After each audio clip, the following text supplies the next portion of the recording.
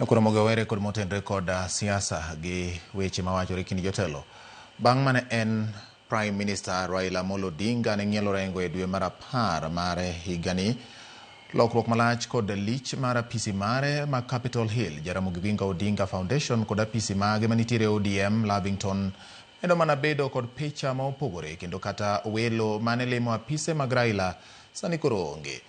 E sigana wa makawuono, jafwambo marwa Walter Nyambaga miyowa picha mar chal mar ngima jotich manotiyo kod Raila Odinga e apisi mage e ote mar jogo manoti machiegni e apise Raila Odinga. Kod abich mar dwe mar 10 higani, okinyi mar wang'o nyango lipot wuok e piny India makiko it lipot mane ochudho chuny oganda jo Kenya. I just came into the idea. Kendo kapok odeko to nyaka londo kod tong wang' jowi mapacho ka yango ni magoro kao Raila Odinga. E kendo piny Kenya otu kod ywak sigweya agoro ka ikuong'o tho.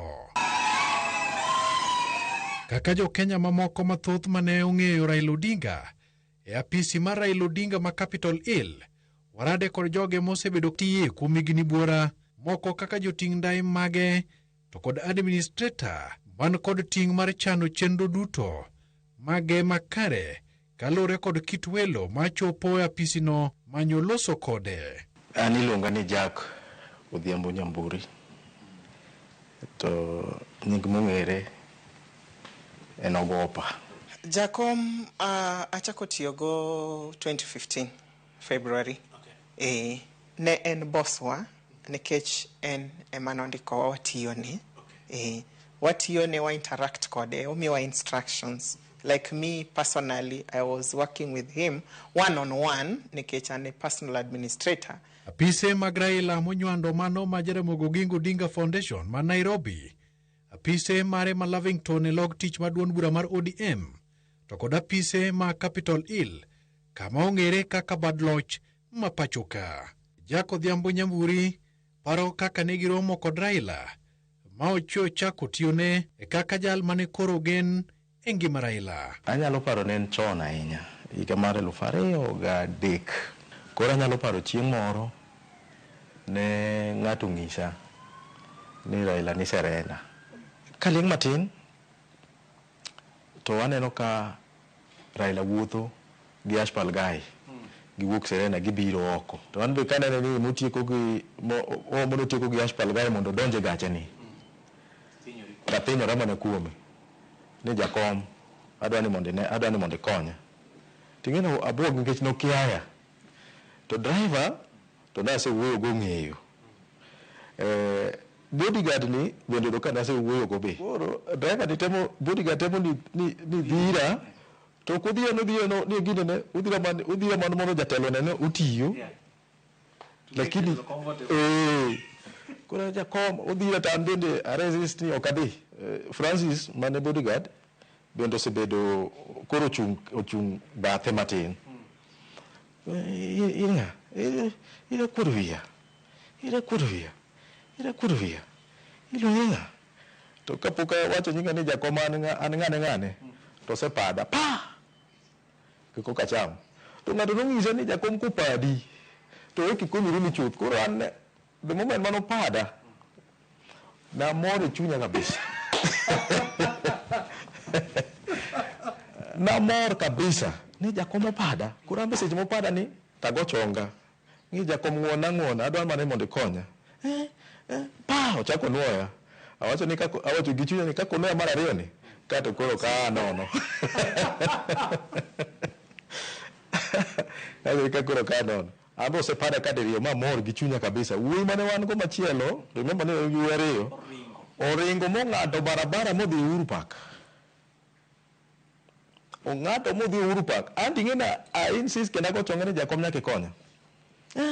Koro de chwadi de jogo goito. Kara de ng'ato goito bonde to. Diwacho nang'o? Idwa ketho nyinga. Kata okawo kitamba to ywe wang'e to donje mtoka. Iya ne to donje mtoka. Koro ani ng'ena weni awacho gichoni yawa to odhi adhiya kama. Kara modonje mtoka ni ong'iso Francis mondo yawna mtoka donji. Koro seche mo wane wang'eyo ka koro wago mbaka. Pado mano pada cha wiyo se wilgo wan wanyiewo koro wachalo jok moko mane oseng'ere be koro penja ni iwuod kanye gizo jakom an wuod Awasi Awasi kanye ing'e ng'ane to mana ang' na mi tich mane gizo jakom miya kata mar ywecho an bora na ayudo ginene bora ni an gi kamoro matimora nade ma chieng' kadhie nikech jonyuol na nosetho se adonge tabu adak mana gi dana mos ing'eni wadonjo gi minister to jakom omiya bag ni noting'o documents mag Bomas koro bag Bomas nimiyo gi bag ng'ato ka ng'ato moting'o koro bag ni ating'o to bodyguard oting'o gine moro to jakom otelo mbele. Apise Raila ma Capital Inn en apisi ma ji pong'o mokalo to kinde ka kinde nyaka ne yud ka Florence Olang' mane kod ting' mar chano chenro duto mag Raila orwako welogo. Jakom is such a down-to-earth person. Koro kana en desk na kanyo to kalo obiro to me chief of staff ochunge to ng'ise ni jatelo meet our new administrator. He just started talking after asking me my name. Iluongi ni nga. That is in Kizungu. What's your name? Kaka no winja nyinga. To penja ni nyakanye tawacho to switch off ochako mana loso koda gi dholuo. Yeah, normally ko biro to the guard notifies me ni wan kama waniyo wachegni chopo koro iketo the lift must be prepared down there. We have to ensure ni onge other vehicle which is interfering with his vehicles and all that. Then when here, because now I'm the last person to his office, then I make sure the door is open wide for him to come through. Apisi mane jombetre jotend migepe to kod jotend pinje ne pong'o kinde ka kinde mabiro somo rieko kuom Raila Odinga. Wanted a physical diary, and also I have an online Google Calendar. So this online Google Calendar jatelo nigo onene kama intiere gi iPad kasto intiere gi simbe. Koro onyalo access through iPad and the phone, okay? Koro ong'iyo kata koko gochonwa ong'iyo to ng'e maber ni kawuono antiere gi appointment Capitol Hill from this time to this time with the following people. Kae noa meet welo mopogore chakre joma piny nyaka jok mamalo. Meaning inyalo yudo jok ma wa Kibira, jok moa Mathare and all that gidwaro kony mopogore both male and female, both young and old, you see. Moko dwaro rent, gidwa chulo, moko giwacho ni gidwa dhi dala, oriemb gi ot, gidwa dhi dala kaka gidwa tero gige gionge. Ng'ato ka ng'ato biro gi shida mopogore. Koro office ni ok en office mayot. Koro nwaro ko ji duto te. Koro aneno all sorts of people. This office, I've got connections with the presidents. I've met ambassadors.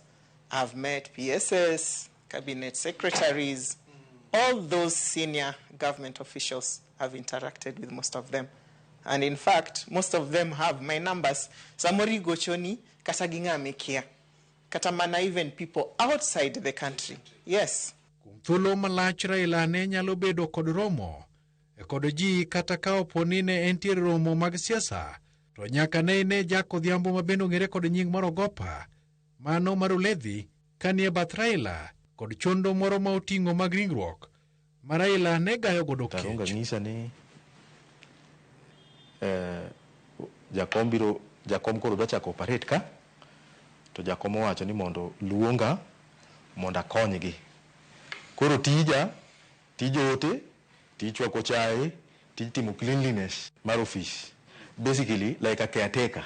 Tawacho ni tij ote, tij chwako chai, tij gi office, bedo office maler.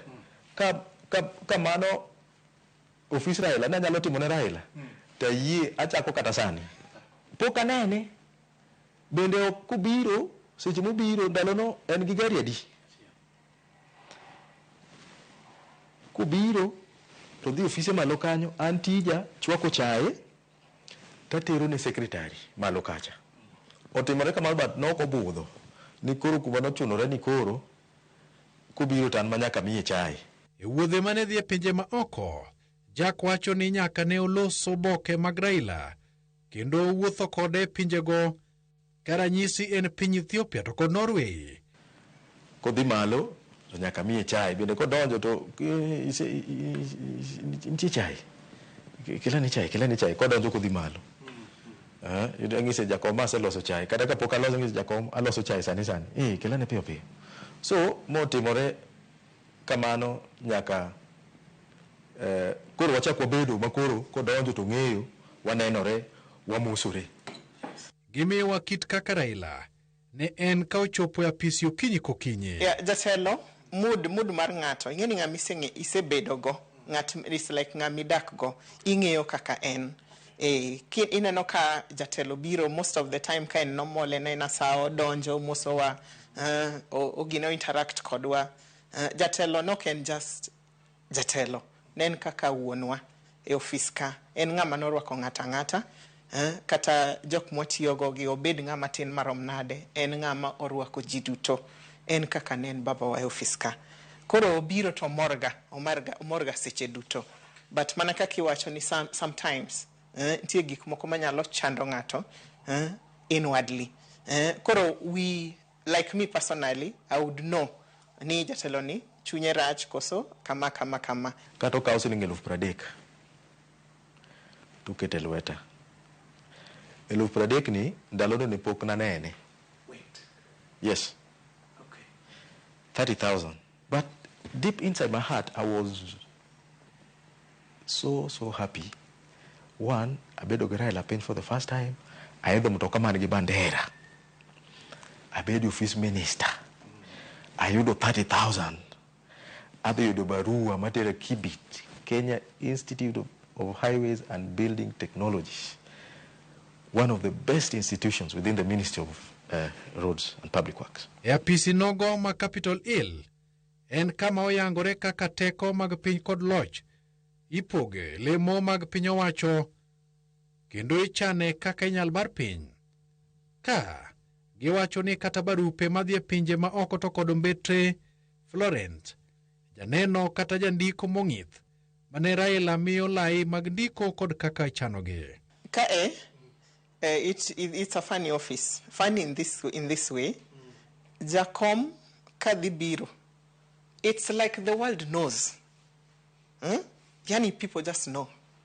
Iwe manani ya momoro wacho ni jakom wuok ka odhi kama obro chopo office sama kama. Ino kilando wako kwa lando ne ji ni jakom bro biro office chieng machal kama. Koro en office modich maji bire on a daily basis every time. Iwinjo. So whether Jacom is there or not, we receive people here. Ineno. And ko mi teach to time kako odware no. Sentence must be very clear, grammar perfect, punctuation perfect, kila kitu. Okay. And in fact, the first time I took dictation, owacho kendingeno wuoyo, tingeno wuoyo kakolosoga wuoyo gi duol malo. Kasto samoro be okiwinj maber.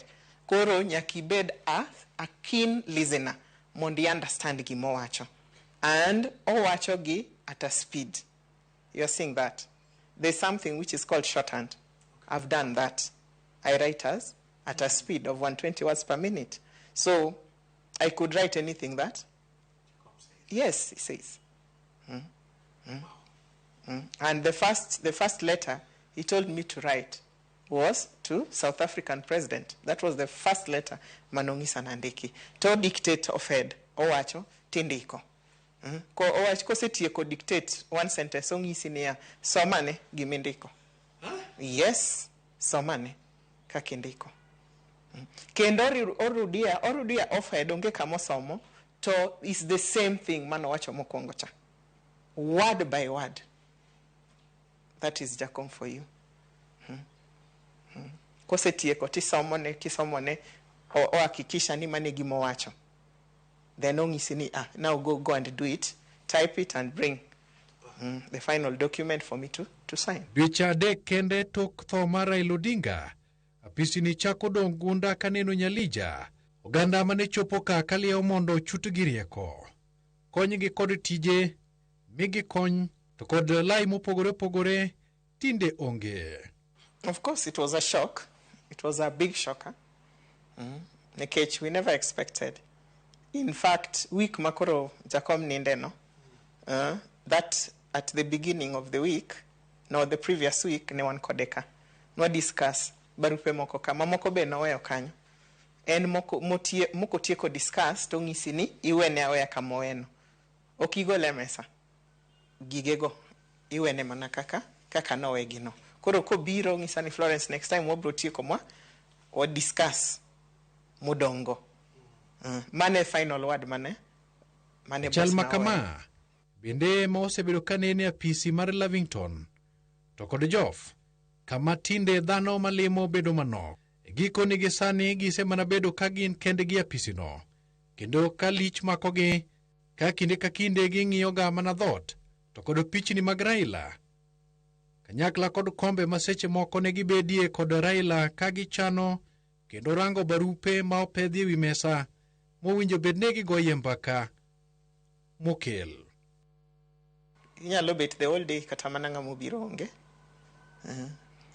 Wach achiel manyalo ng'iso jatenda ka nene kawuono ni en the best boss that I've ever worked with. Walter Nyambaga, Ramogi TV.